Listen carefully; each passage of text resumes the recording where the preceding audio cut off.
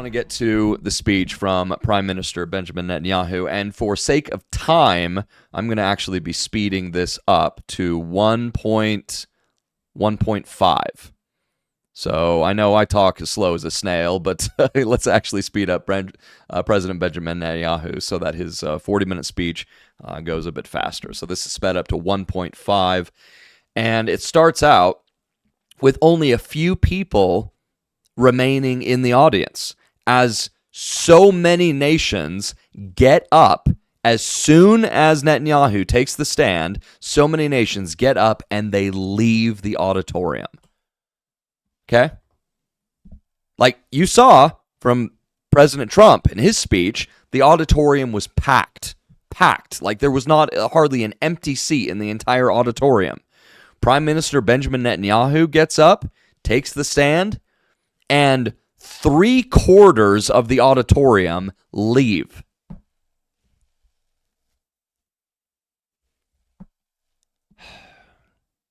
And these people are just so evil, so disgusting. 17 resolutions on Israel, virtually nothing on anyone else. But this is what they do right at the beginning of Netanyahu's speech.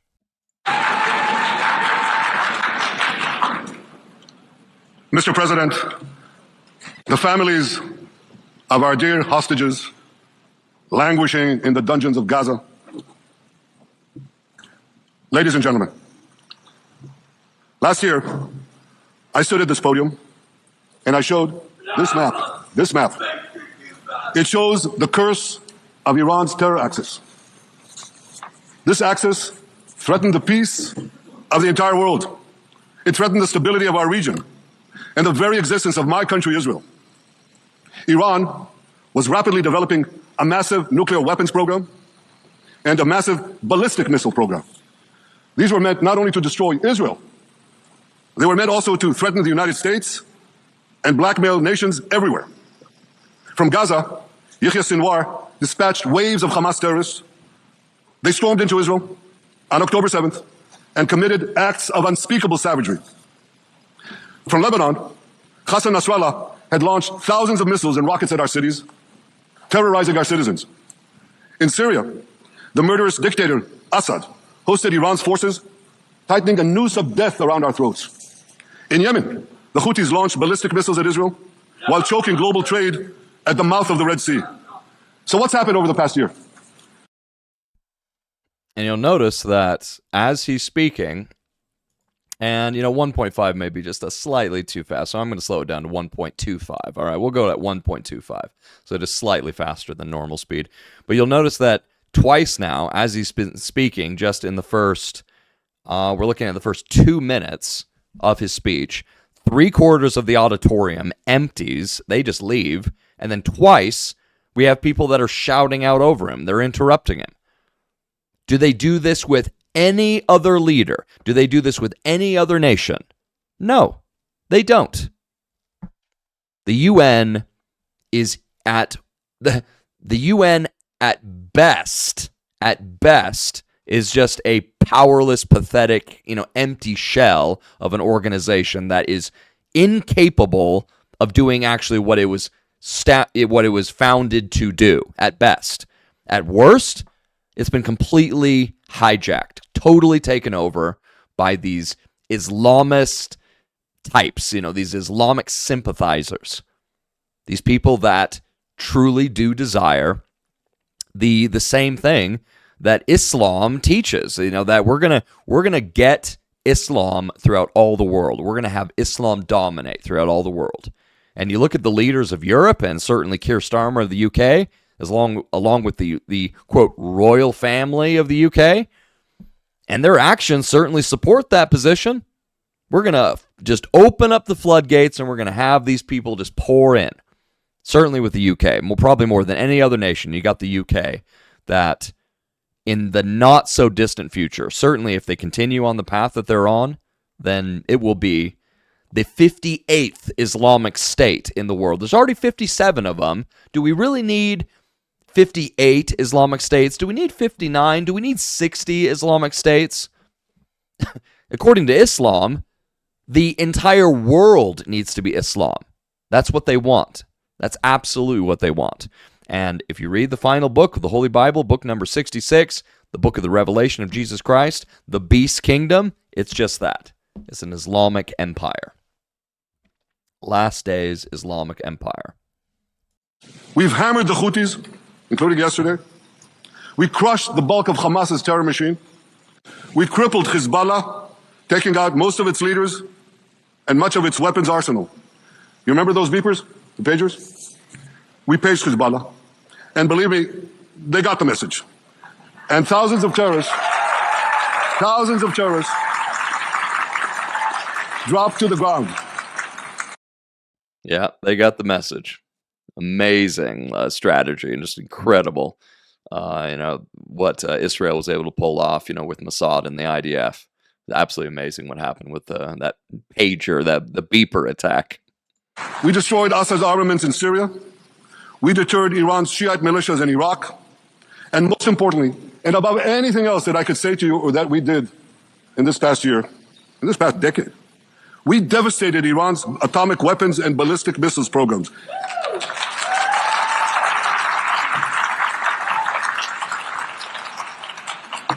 So here's where things stand today. Half the Houthi leadership in Yemen, gone. Yahya Sinwar in Gaza, gone. Hassan Nasrallah in Lebanon, gone. The Assad regime in Syria, gone. Those militias in Iraq, well, they're still deterred. And their leaders, if they attack Israel, will also be gone. And for Iran's top military commanders and its top atomic bomb scientists, well, they're gone too.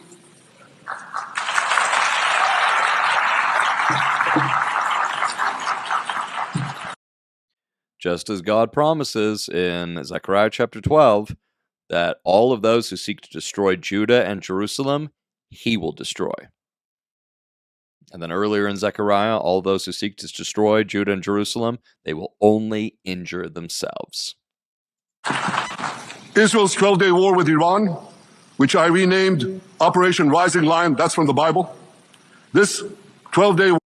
It's from the Bible, Book of Numbers, chapter 24, verse 9, which is the verse that also says that all who bless Israel, the nation of Israel, will be blessed, and all who curse the nation of Israel will be cursed.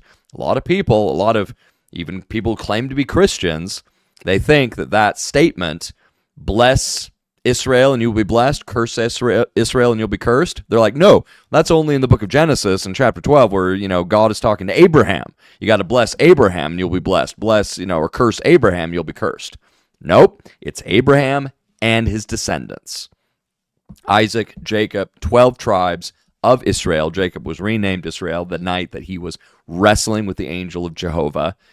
And then you get just to the book of Numbers, chapter 24, verse 9, the very verse that Netanyahu used to rename the operation, or he named it from the beginning, Operation Rising Lion.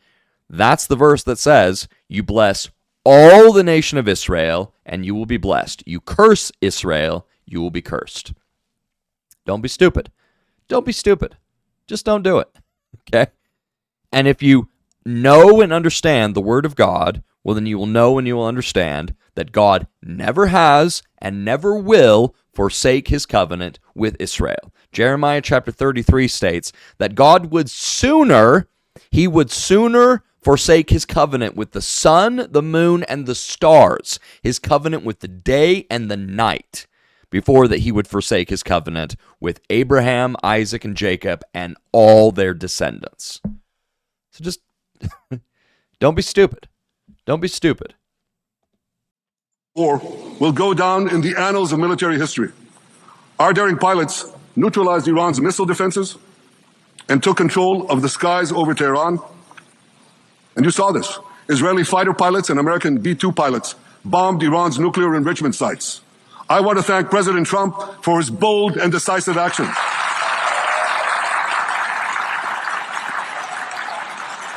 President Trump and I President Trump and I promised to prevent Iran from developing. And there you go. There's Iran right there. Islamic Republic of Iran. Oh, yeah. Empty seats, empty seats. You got Kyrgyzstan, empty seats. Because 3/4 of the auditorium, they took off. Nuclear weapons, and we delivered on that promise. We removed an existential threat to Iran, to Israel rather, and a mortal threat to the civilized world. We lifted a dark cloud that could have claimed millions and millions of lives. But, ladies and gentlemen, we must remain vigilant. We must remain absolutely clear-minded and vigilant.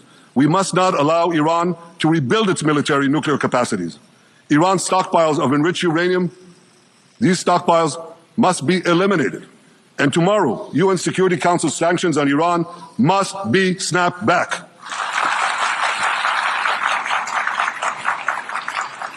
Thanks to the resolve of our people, the courage of our soldiers, and the bold decisions we took, Israel rebounded from its darkest day to deliver one of the most stunning military comebacks in history. But we're not done yet. The final elements, the final remnants of Hamas are holed up in Gaza City. They vow to repeat the atrocities of October 7th again and again and again, no matter how diminished their forces. That is why Israel must finish the job. That is why we want to do so as fast as possible.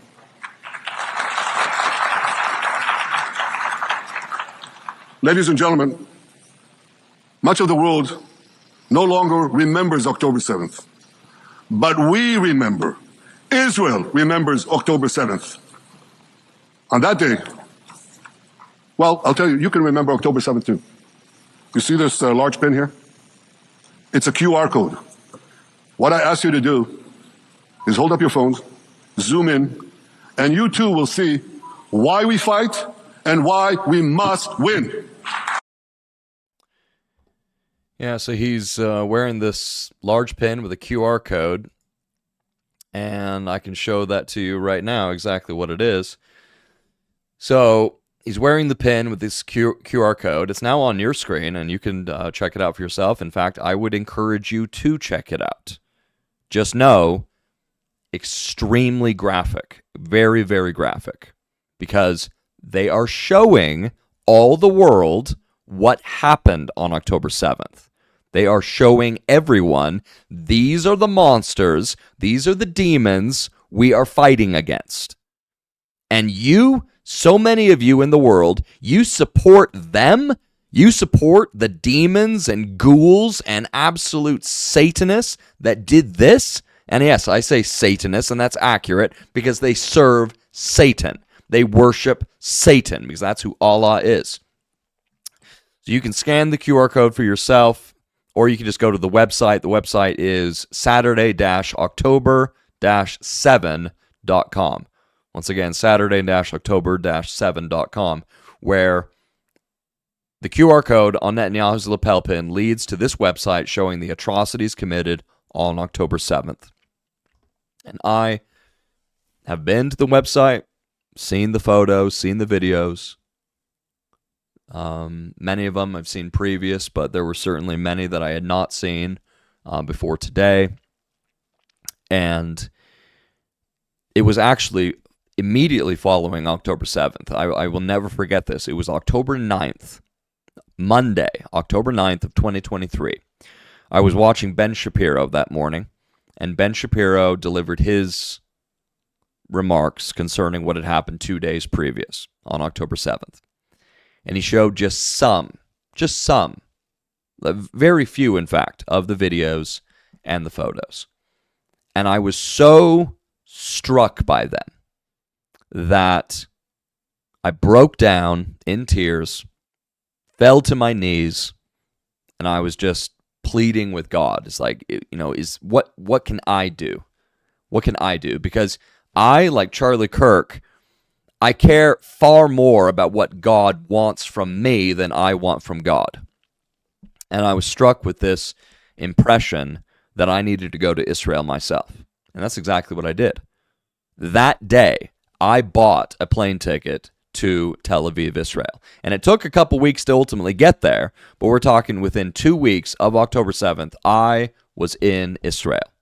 I went to Israel from Tel Aviv, took a cab up to Jerusalem. I spent most of my time there in Jerusalem, nearly a month, and I was there working with my Jewish brothers and sisters in their darkest time, their darkest hour of need.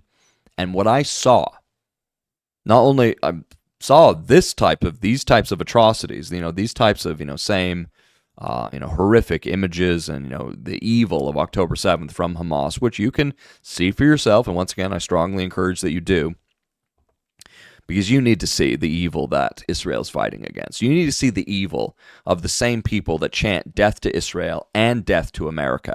Death to the West, death to Jews, death to Christians. You need to see the evils of these people. But aside from the evils of Hamas that I witnessed while I was there in Israel, I also saw the beauty of Israel, the beauty of the people of Israel. I saw light among that people, peace among that people, hope among that people. It's one of the most unforgettable experiences while I was there in Jerusalem.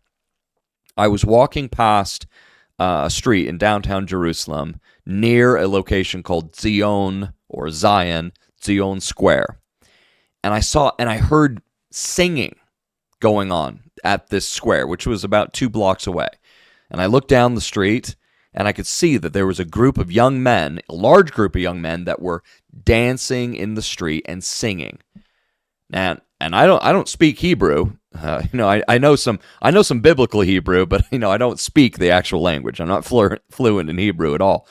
But I knew that this was significant, so I ran down the street to Zion Square, where I then see all of these. We're talking about there were at least a couple of hundred of these young Jewish boys that were joining arm in arm, hand in hand, and they were dancing. They were dancing in these, circles, singing these songs. And I asked somebody there, it's like, what are they singing about? And they're singing praises to God. That these songs that they're singing are songs of hope and praise and glory to God. They're songs of joy and rejoicing, because our hope is in Jehovah, is in the God revealed in the pages of the Holy Bible. I pulled out my phone, I was recording the whole thing, and from Zion Square, I followed this large group of men that they're waving the flags of Israel, and they walked down the main road towards the old city of Jerusalem, where they ultimately ended at the Western Wall. I followed them the entire way, recording it. It was beautiful. Such a beautiful experience. The spirit of these people, the hope of these people, even in their darkest hour, they never for a second lost their faith, lost their hope, lost their trust in God. But they sang praises to God, knowing that the promises of the Almighty are true. So it's just that nearly a month that I spent in Israel, primarily in Jerusalem, from mid-October to mid-December of 2023. Unforgettable. And I would absolutely encourage everyone, to do the same. Get yourself to Israel. Experience it for yourself. Experience Israel for yourself. Experience the Jewish people for yourself. You won't regret it. I can promise you won't regret it. It's just an amazing, unforgettable experience. But this is what Prime Minister Benjamin Netanyahu is wearing there in that large pin. See it for yourself. See the evil. Don't hide your eyes from the atrocities that were committed on October 7th. Don't turn away from those atrocities. Don't sweep the evil of Hamas and the Palestinians underneath the rug and forget about it. You can never forget about it. Just as we can never forget about the evil that DeCarlos Brown Jr. committed in Charlotte, North Carolina, murdering Ilna Zurutska. We can never forget that evil. We have to pursue justice. Justice we must pursue until her murderer is destroyed, until he is swinging from the end of a rope. We can never forget about the evil of Tyler Robinson, who murdered Charlie Kirk at Utah Valley University just over 2 weeks ago. We can never forget this. We don't turn away from evil. We don't shy away from it just because it's difficult to see, because it's hard to watch. You need to see it. You need to watch it. You need to know the evil that is in this world of all of these demons and these monsters, and you need to be empowered by the Spirit and the grace of God, knowing and understanding His Word, to go after this evil, to see that justice is done so that the evil is destroyed. It has to be destroyed. And that's what Israel's been doing. They've been seeking to destroy the evil that sought and still seeks to destroy them.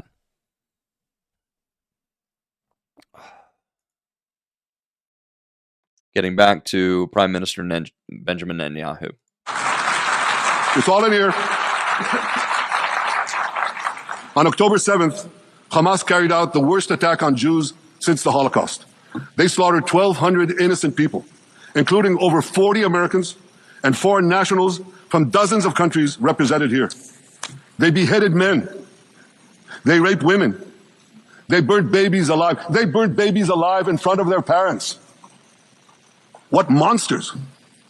And these monsters took more than 250 people hostage. And those included Holocaust survivors, grandmothers and their grandchildren. Who takes hostage grandmothers and grandchildren? Hamas does. So far, we've brought home 207 of these hostages, but 48 still remain in the dungeons of Gaza. 20 of them are alive, starved, tortured, deprived of any daylight, deprived of humanity. These are the names of the 20 living hostages.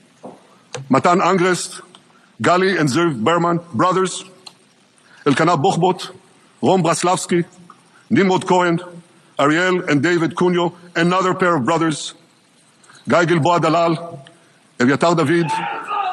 You saw the picture of Evyatar David, emaciated, forced to dig his own grave.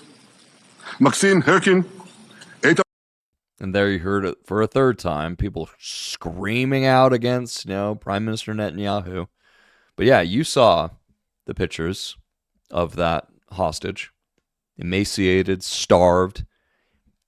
These people have now been in hell for 721 days. 721 days in the depths of hell, while Hamas hoards the food that is sent into Gaza, and they eat well every day. They starve and they torture these hostages. May Hamas, this has been my prayer. This has been my prayer since October 7th of 23. May every last one of them be wiped from off the face of the earth. That's what they deserve. Just like ancient Pharaoh and the ancient Egyptians that were wiped from the earth, these evil people need to be wiped from the earth. Hon, Segev Kalfon, Bar Kupperstein, Omri Meran, Eitan Mor, Yosef Chaim Ochana, Alon Ohel, Avinatam Or, and Matan Sen-Garker. Now, ladies and gentlemen, I want to do something I've never done before. I want to speak from this forum directly to those hostages through loudspeakers.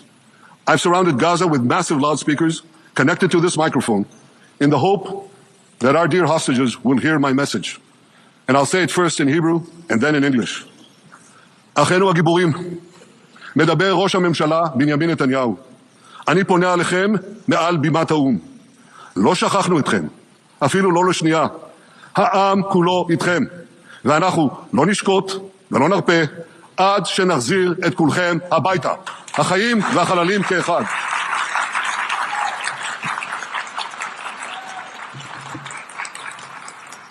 Our brave heroes. This is Prime Minister Netanyahu speaking to you live from the United Nations. We have not forgotten you, not even for a second. The people of Israel are with you. We will not falter and we will not rest until we bring all of you home.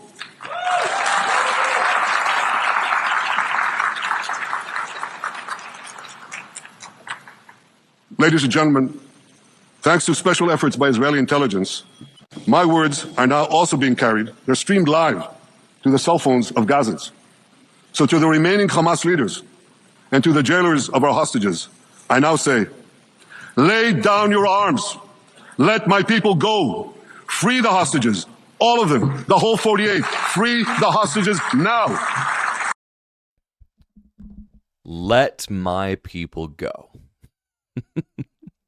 Let my people go. And getting back to the passages from the book of Exodus that I was reading to you before, the message ultimately is let my people go so that they may serve the light, so that they may serve the truth. And as I stated before, I state once again, it is my hope that God is with these 20 remaining hostages. I believe that he is. I truly do. And my hope is that while these hostages are in darkness and physically enslaved, they are filled with hope. They are filled with light because God is with them. Even in the dungeons of Gaza, God is with them. And maybe their bodies are enslaved, but my hope is that their minds and their hearts and their spirits are liberated and liberated forever. But having said that, their bodies also need to be liberated. They need to be brought out of those dungeons, and I hope to pray to God that they will be. Let my people go. Let my people go.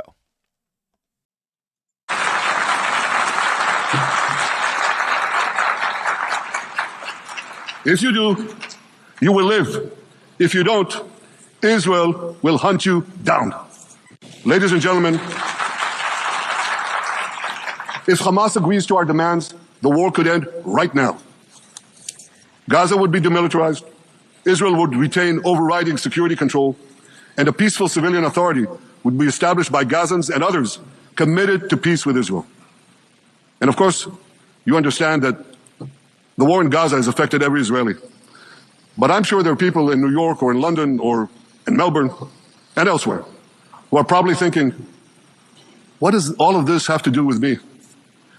And the answer is everything, because our enemies are your enemies.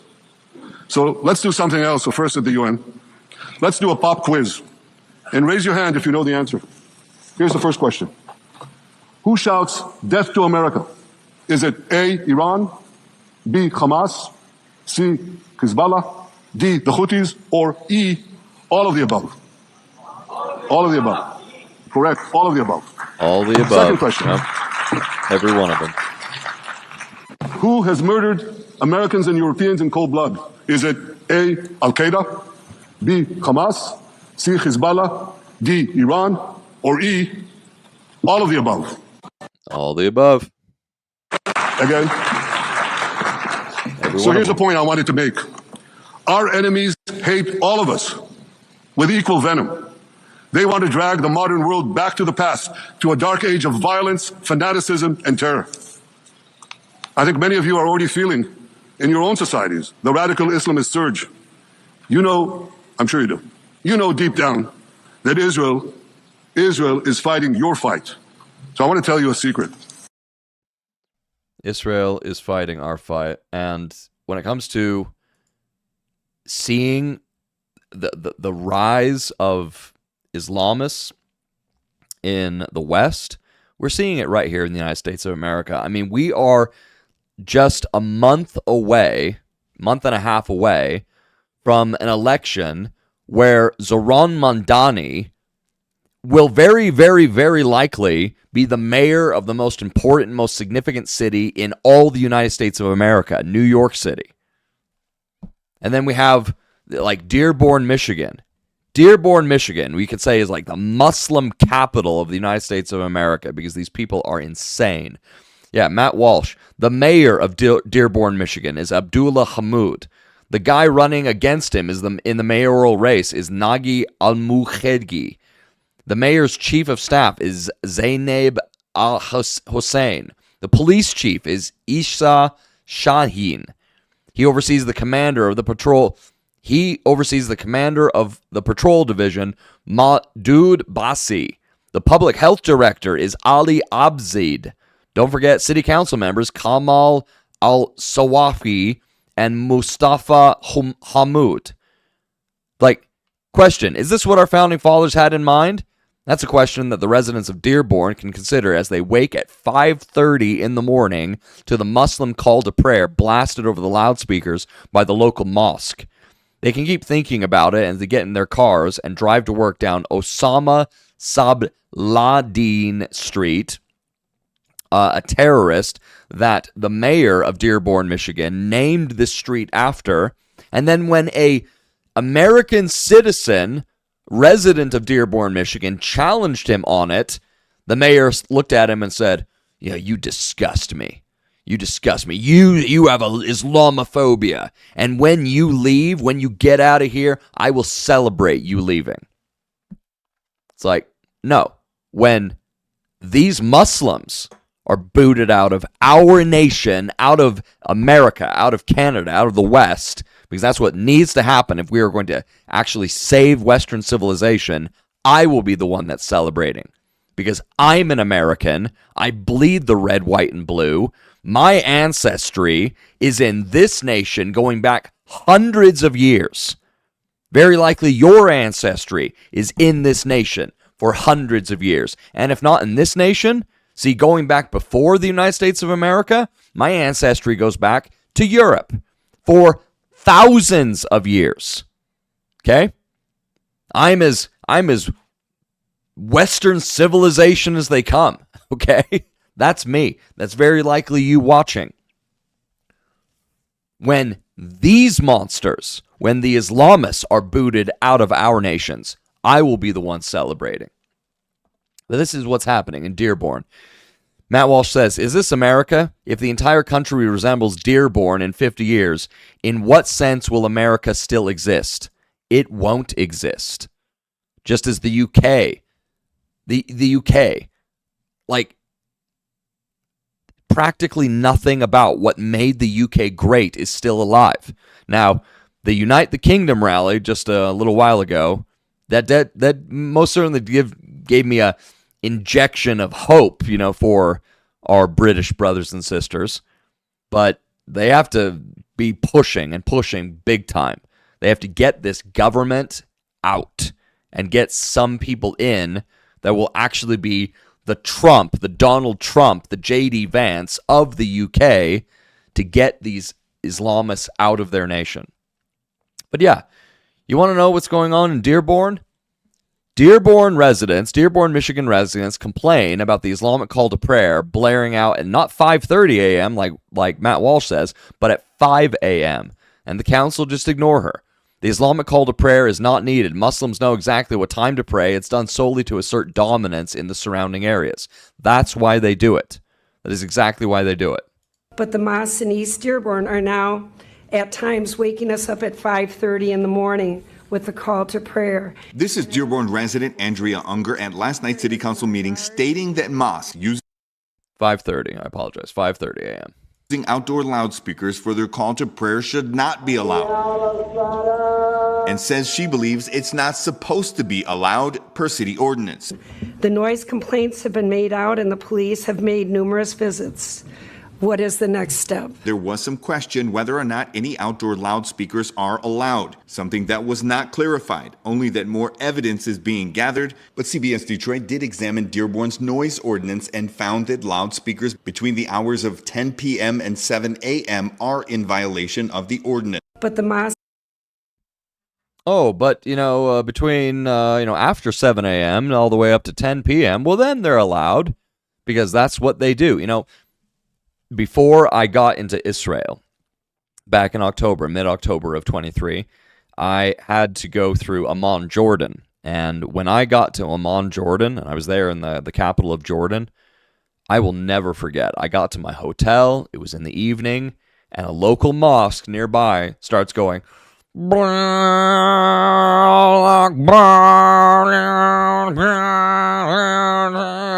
just like, oh God,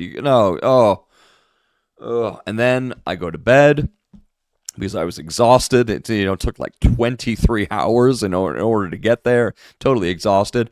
And at 5 a.m., I'm just like, oh gosh. They do this to assert dominance. They pray in the streets and in the public sectors and parks to assert dominance. They call on their evil God to bring spiritual darkness over the people and over the locale, over the area. That's why they do it. It is for jihad. It is for conquest. It is for dominance. That is it. That's why they do it. And it's happening right here in the United States of America. It needs to stop, and it needs to stop now. Americans everywhere need to grow a spine and a pair of balls and fight against these two enemies, leftism and Democrats, and Islamist Muslims. The two enemies that all the West is facing. And if we don't fight against them, we will absolutely meet our end. We will absolutely be destroyed. Getting back to Prime Minister Benjamin Netanyahu. Behind closed doors, many of the leaders who publicly condemn us privately thank us. They tell me how much... They publicly condemn, but they privately thank, meaning that they're cowards, they're hypocrites, they're liars. Just spineless, weak, pathetic people. They value Israel's superb intelligence services that have prevented time and again terrorist attacks in their capitals, time and again saving countless lives. General George Keegan, former head of U.S. Air Force intelligence, once said, if the United States had to gather on its own the intelligence that Israel gives us, we would have to establish 5 CIAs. 5 CIAs. This past June, when Israel... Oh yeah, but Israel doesn't do anything for the United States. Israel's not, a benefit to the United States in any way at all. People who make such claims are not just ignorant, they are willfully ignorant. They're not just stupid, they're stupid on purpose. They choose it. They choose the ignorance. They choose the stupidity. Struck Iran's nuclear facilities, German Chancellor Merz admitted the truth. He said, Israel is doing the dirty work for all of us. President Trump understands better than any other leader that Israel and America face a common threat. He showed the world that when Iran and its proxies murder Americans, take Americans hostage, shout death to America, burn American flags, and try to assassinate the President of the United States, not once, but twice. He showed them there is a price to pay for all that.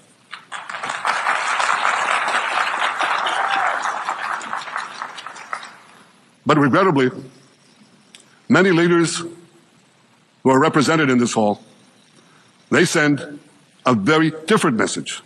Sure, in the days immediately following October 7th, many of them supported Israel.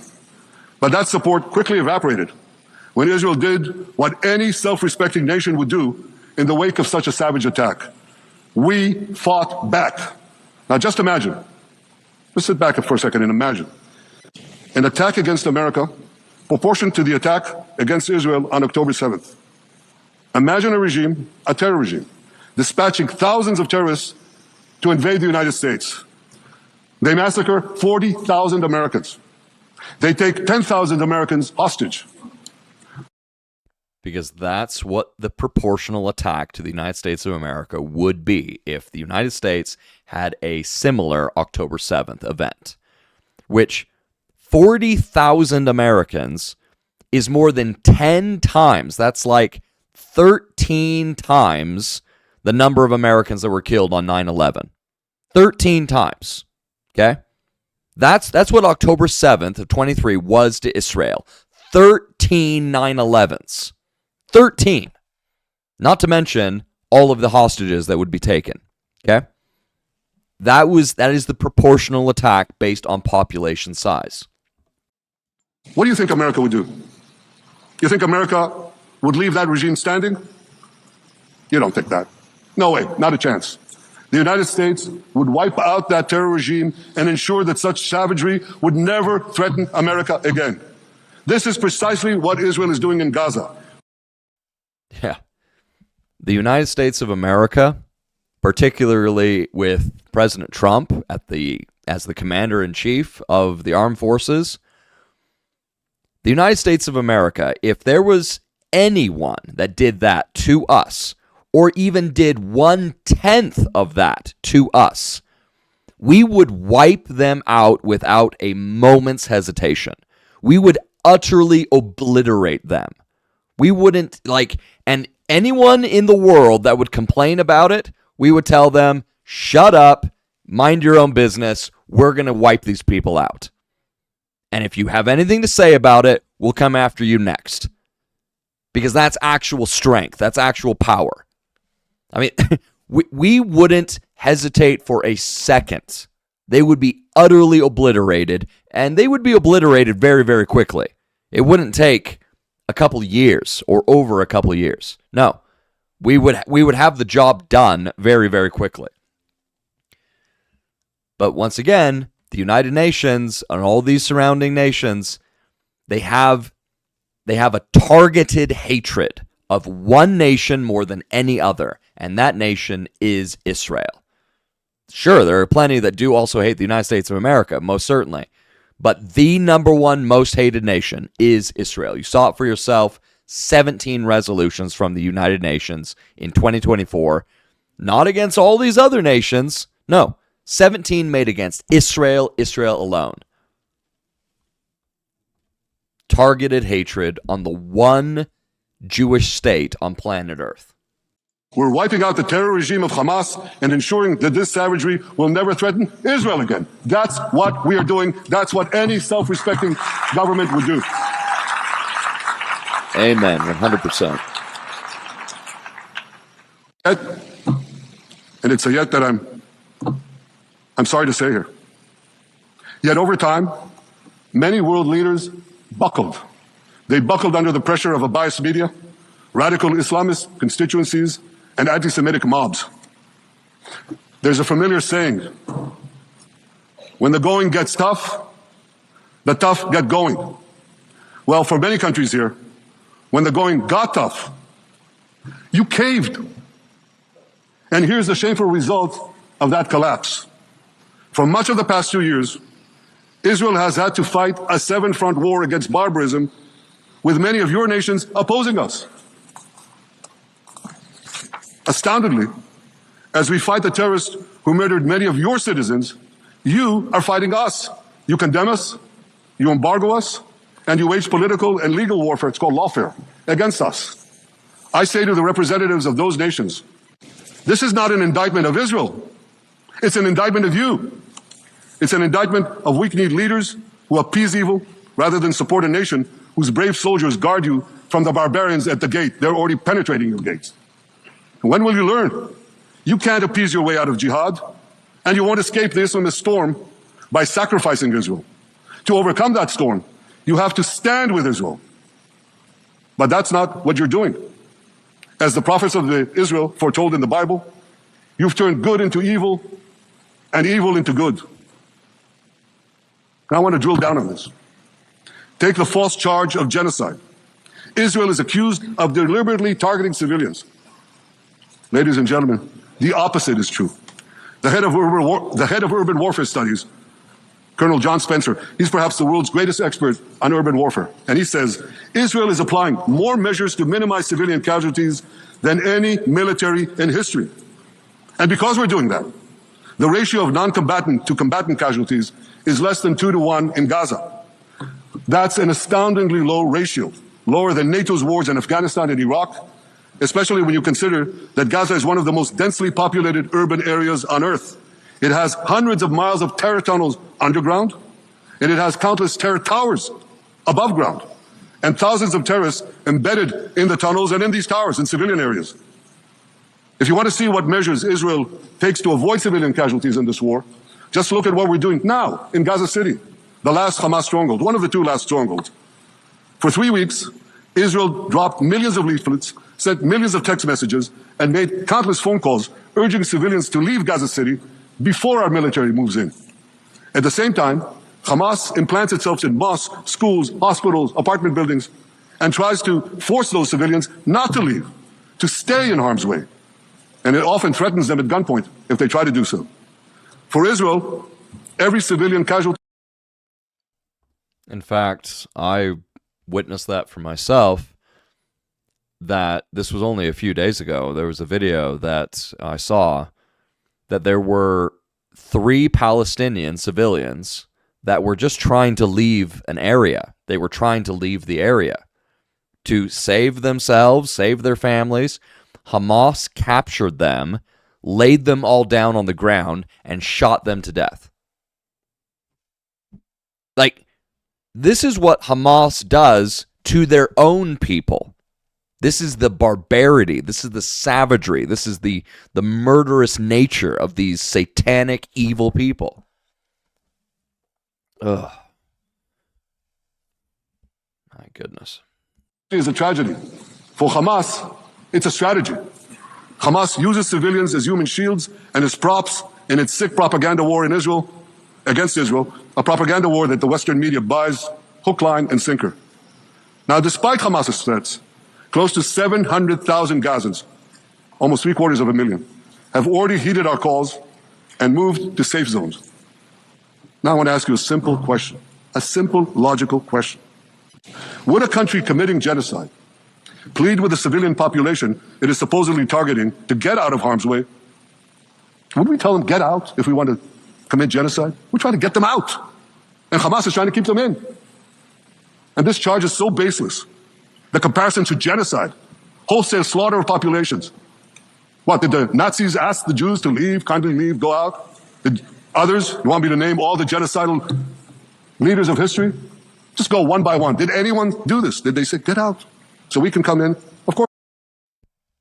Genocide, the intentional targeting of civilian populations, which I don't even personally agree with that exact definition, because we do see that happening during World War II, and I don't consider what happened in World War II to be genocide. It's called war. You look at Dresden, in 2 days of bombing, we leveled Dresden. Leveled it. And it's estimated that 250,000 Germans were killed in Dresden when we leveled that city in 2 days. We firebombed Tokyo. We dropped an atomic weapon on Hiroshima, an atomic weapon on Nagasaki. This isn't even genocide. It's war. Because in war, you need to make the enemy stop. You need to crush the morale and the ability of the enemy to continue their war. In World War II, we were fighting pure evil. And nowadays, the voices of so many on social media are even saying the world would be better today. I saw one of these just yesterday, had many thousands of people loving it. Many thousands of people just applauding it. It was just the most amazing thing, that the world today would be better if Hitler had won, if Germany had won World War II. You're out of your minds. You are depraved, sick in your mind, sick in your heart people, if you even think such thoughts. Hitler is the personification of evil.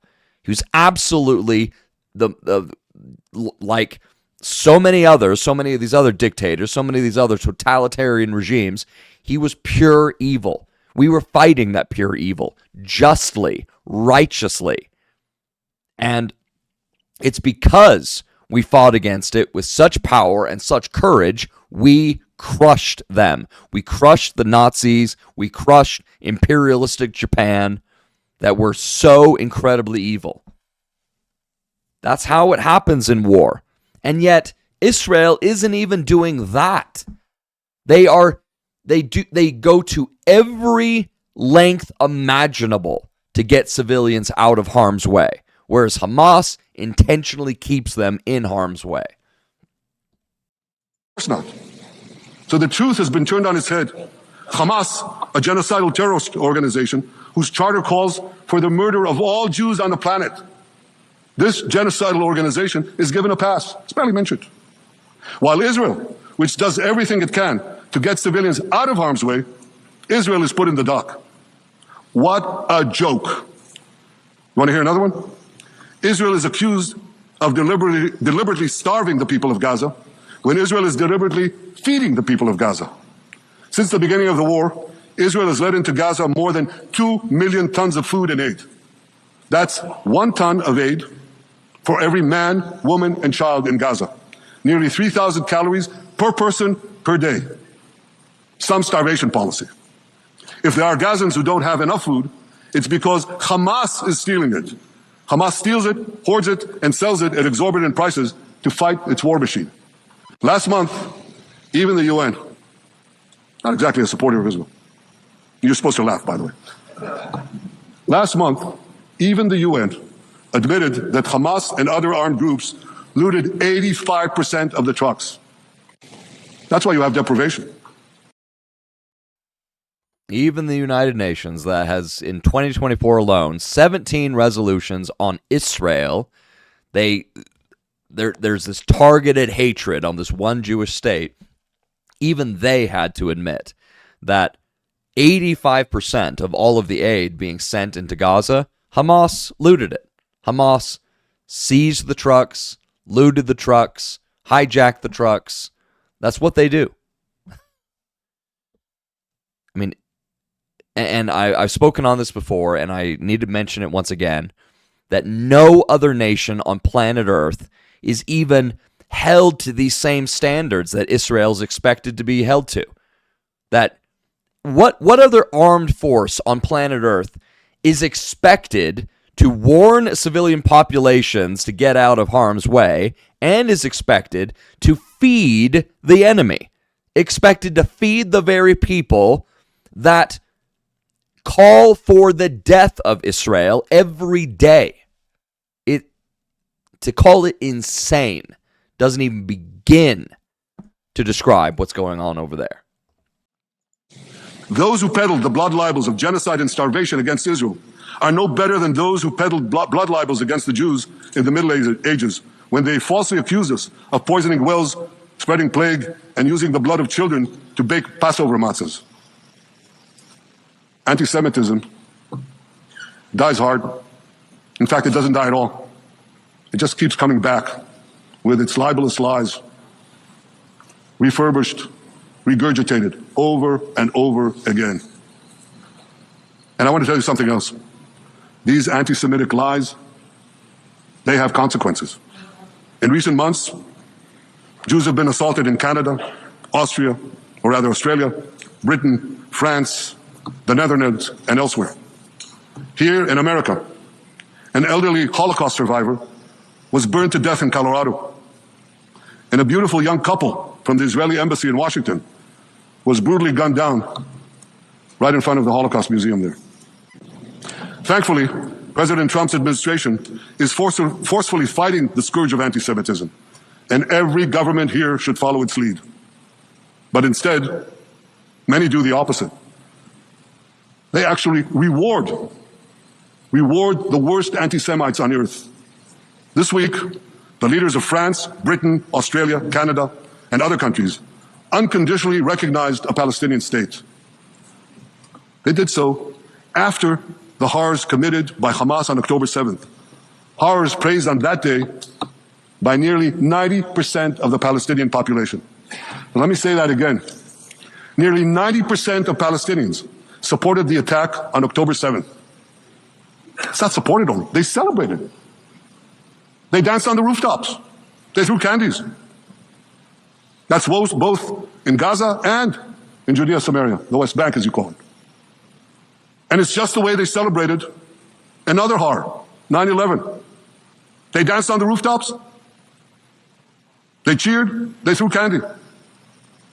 You know what message the leaders who recognize the Palestinian state this week sent to the Palestinians? It's a very clear message. murdering Jews pays off. Well, I have a message for these leaders. When the most savage terrorists on earth are effusively praising your decision, you didn't do something right. You did something wrong, horribly wrong. Your disgraceful decision will encourage terrorism against Jews and against innocent people everywhere. It will be a mark of shame on all of you. But wait a minute. And it will be. And it is. That all of these nations that have now rewarded terrorism, they haven't just negotiated with terrorists, they've rewarded them. They've rewarded these savages. They've rewarded these murderers. It is an eternal mark of shame upon them forever. Just absolutely disgraceful, evil acts from these leaders. Mr. Prime Minister, they tell me, wait a minute. We believe in a two-state solution where the Jewish state of Israel will live side by side in peace with the Palestinian state. There's only one problem with that. The Palestinians, they don't believe in this solution. They never have. They don't want a state next to Israel.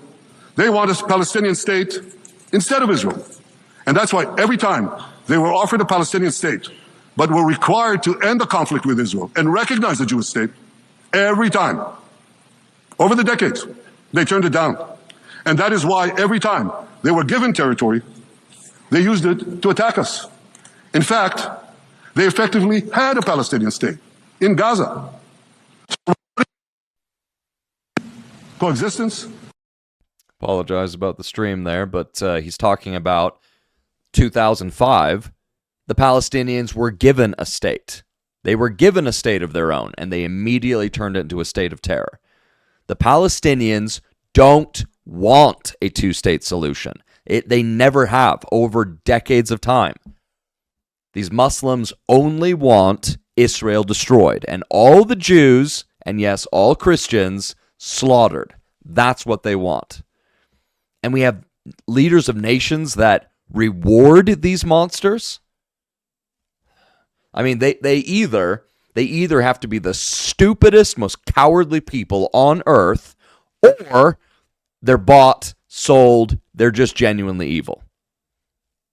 Maybe a combination of both, but it's one or the other, or a combination of both. No, they attacked us time and time again. Totally unprovoked. They fired rockets into our cities. They murdered our children. They turned Gaza into a terror base from which they committed the October 7th massacre. So here's the uncomfortable truth. The persistent Palestinian rejection of a Jewish state in... Once again, everyone, empty. And the quote, state of Palestine, Wakanda, make-believe fairy tale state.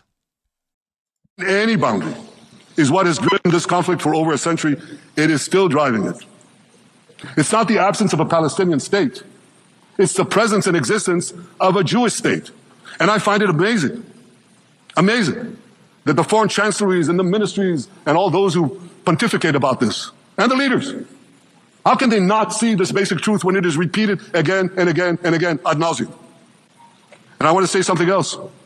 This rejection of a Jewish state not only applies to Hamas, it also applies to the so-called moderate Palestinian Authority. You should know that the Palestinian authorities pays terrorists to slay Jews. The more Jews the terrorists slay, the more the Palestinian Authority pays. The Palestinian Authority names its government buildings, its public squares, its schools, after the mass murderers of Jews, which they glorify as martyrs. They pay and glorify not just the killer of Jews, but also killers of Christians. Christians like Taylor Force, an American veteran who was brutally murdered in Israel by Palestinian terrorists. But. And this is something that Tommy Robinson found out for himself. Tommy Robinson, he recently went to Israel and then went into the West Bank, which is it's Judea and Samaria. That's what, it is. It's what it should be called. They go up into the West Bank to the Palestinian Authority. They went into one of these, quote, refugee camps, talked to the Muslims there, and they told them, it's like, if we get into Israel, and if we kill a Jew, we kill a Christian, we kill even a Muslim, it just has to be an Israeli. Just has to be an Israeli. Then the family of that terrorist gets paid for the rest of their life by the multi-billion dollar net worth leaders of the Palestinian Authority. That's how it works. Incentivized slaughter, incentivized jihad, incentivized murder. Again, but that I hear from the Western leaders. They tell me, the PA promised us it will reform. And I know this time, Prime Minister, it will be different. Yeah, this time it'll be different. You know, the Palestinian Authority, the PA, you know, they've promised it'll be different. It's like you're talking with snakes. You're talking with people that under Islam, they believe they have full authority in their death cult to lie to you directly. That's what their death cult teaches. To lie to you, right? Bold-faced lies. Lie. It's what they do. Yeah, right. We've heard these promises for decades. They always promise. They never deliver. Because you see, the Palestinian Authority is corrupt to the core. They haven't held elections in 20 years. They use the same textbooks as Hamas, exactly the same textbooks. They teach their children to hate Jews and destroy the Jewish state. And Christians don't fare much better. When Bethlehem, the birthplace of Jesus, was under Israeli control, 80% of its residents were Christians. But since the PA took control, that number has dwindled to under 20%. These are the people you want to give a state to? What you're doing is giving the ultimate reward to intolerant fanatics who perpetrated and supported the October 7th massacre. Giving the Palestinians a state 1 mile from Jerusalem after October 7th is like giving Al-Qaeda a state 1 mile from New York City after September 11th. This is sheer madness. It's insane, and we won't do it.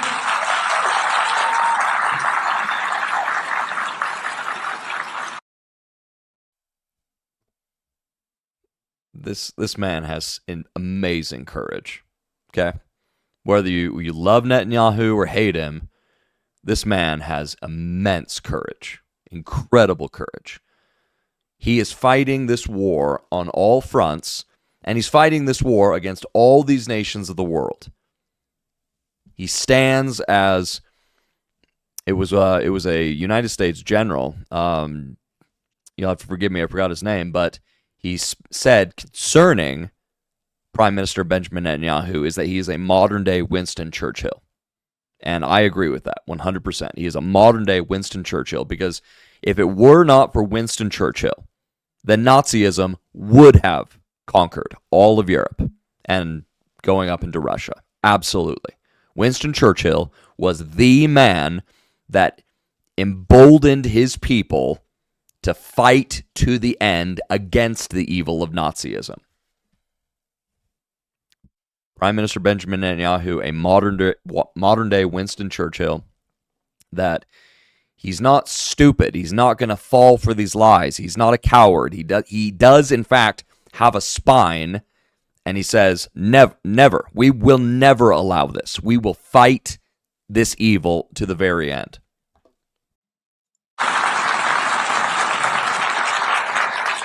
So here's another message to those Western leaders. Israel will not allow you to shove a terror state down our throats.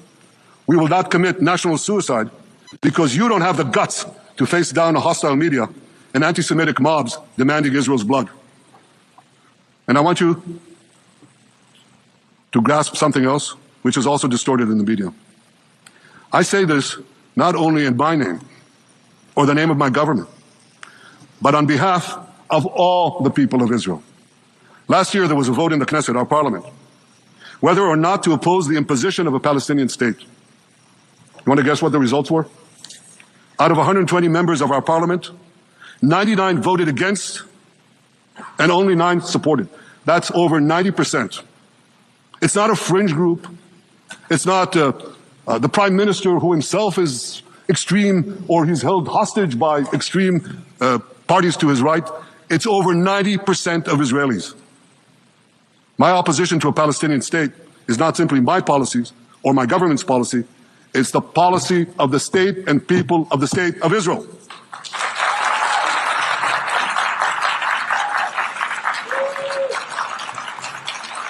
Western leaders may have buckled under the pressure. And I guarantee you one thing, Israel won't. Israel's victories over the Iranian... Thank you, I know you won't too, that's good. Israel's victories over the Iranian terror axis have opened up possibilities for peace that were unthinkable 2 years ago. Take Syria. For decades, the very idea of peace between Israel and Syria seemed unimaginable. Well, no more. Today, we have begun serious negotiations with the new Syrian government.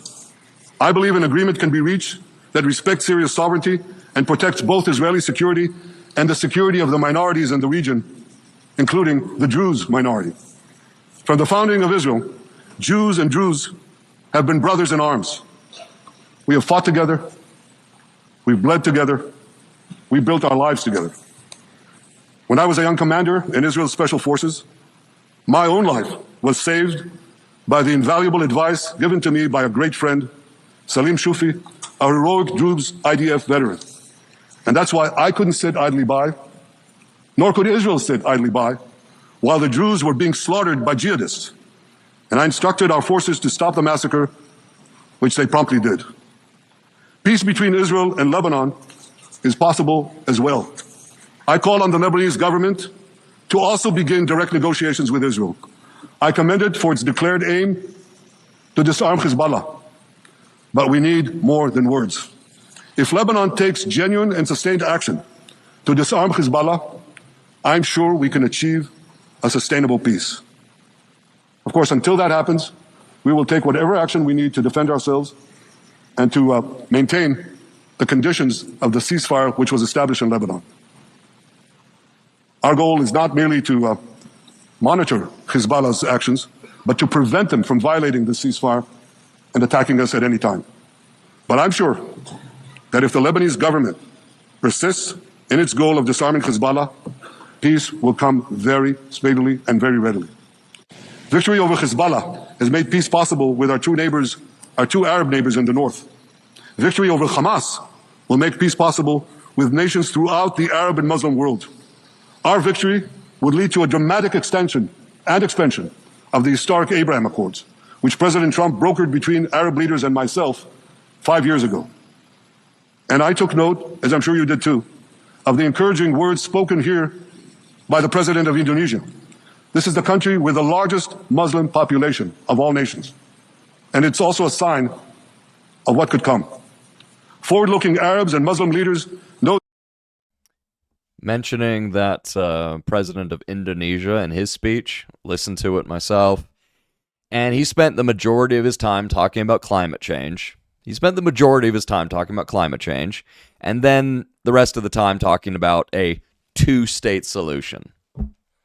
However, he did stress the importance of securing the safety of the state of Israel. And it's like, that's a positive. But the majority of the time was about those two things.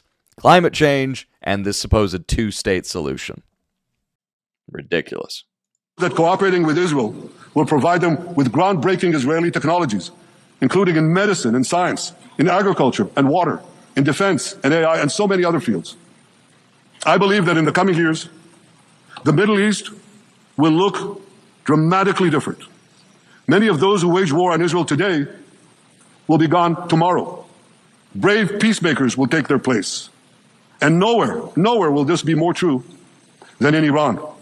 The long-suffering Iranian people will regain their freedom. They will make Iran great again. And our two ancient peoples, the people of Israel and the people of Iran, will restore a friendship that will benefit the entire world. Ladies and gentlemen, the horrors that happened on one dark day, October 7th, those horrors happened countless times during the centuries of my people's exiles among the nations. Jewish blood was cheap. Jews were killed with impunity. We had to beg others to defend us. The rise of Israel did not mean that the attempts to destroy us would end. It meant that we could fight back against those attempts. And that is exactly what Israel has done since October 7th. Our sons and daughters fought like lions. Our brave soldiers donned their uniforms and rushed into battle. They were armed with the dreams of the 100 generations of Jews who came before them. The dream of living as a free people in the land of Israel, our beloved homeland for more than 3,000 years. The dreams of living in our own independent state. The dream of having an army to defend ourselves. And the dream of being a light unto the nations, a beacon of progress, ingenuity, innovation, for the benefit of all humanity. On October 7th, the enemies of Israel tried to extinguish that light. 2 years later, the resolve of Israel and the strength of Israel burned brighter than ever. With God's help, that strength and that resolve would lead us to a speedy victory and to a brilliant future of prosperity and peace. Thank you very much. Absolutely fantastic. Truly, truly fantastic. Couldn't be more thrilled. And I repeat those words from that United States general. Once again, I apologize, I forgot the general's name, but he declared that Benjamin Netanyahu is a modern-day Winston Churchill. I believe that with all my heart. And I say, God bless the United States of America, and God bless Israel. And all of those that stand with the values and the truths and the principles that built Western civilization, that built the United States of America, and has built the nation of Israel in these last days. The very people, the Jews, that we have received this word from. That God used the Jews to deliver to all the world the written and also the living word of God.